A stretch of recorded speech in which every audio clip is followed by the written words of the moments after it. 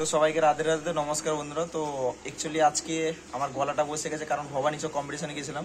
তো আজকে আর একটা নতুন ভিডিও নিয়ে এসেছি। তো এই যে দেখতে পাচ্ছ, এই যে 1 লোড মাল আছে, এটা 8 পিস কিন্তু 15 ইঞ্চি ডিজে সিরিজের মাল আছে, ঠিক আছে। মানে 15 ইঞ্চি 1250 ওয়াট। তো এই দাদা এসছেন। দাদা কোথা থেকে এসছো একবার বলে দাও।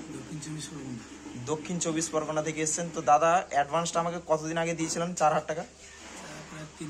3 মাস মতন আগে আমাকে অ্যাডভান্স করেছিলেন দাদা, ঠিক আছে। 2.5-3 মাস মতন হবে করেছিলেন।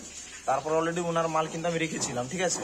তো তারপরে অলরেডি ওর স্টকটা চলে যায়, তারপরে নতুন স্টকে দাদাকে আমি এই মালটা দিই, ঠিক আছে। দেখতে পাচ্ছ, তো অলরেডি এইভাবে অ্যাডভান্স করে আমি কিন্তু মাল বুকিং করে নিই, তারপরে কিন্তু কাস্টমারকে মালটা দিয়ে দিই, ঠিক আছে। ডেট টু বাই তার ডেট হিসেবে, ঠিক আছে। তো অলরেডি শুধু দাদা কিন্তু স্পিকার নেয়নি, এসে এলিঙ্কি বোল্ট বাকি টিউটার বগেরা অনেক কিছু জিনিস নিয়েছেন, ঠিক আছে।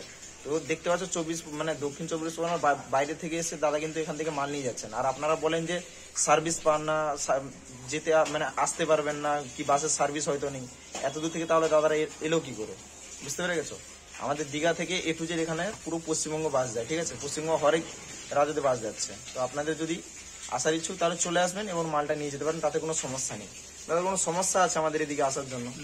কোনো সমস্যা নেই, এদিকে বাসের সার্ভিস অ্যাভেলেবেল আছে, বুঝতে পেরে গেছো? তো থ্যাংক ইউ।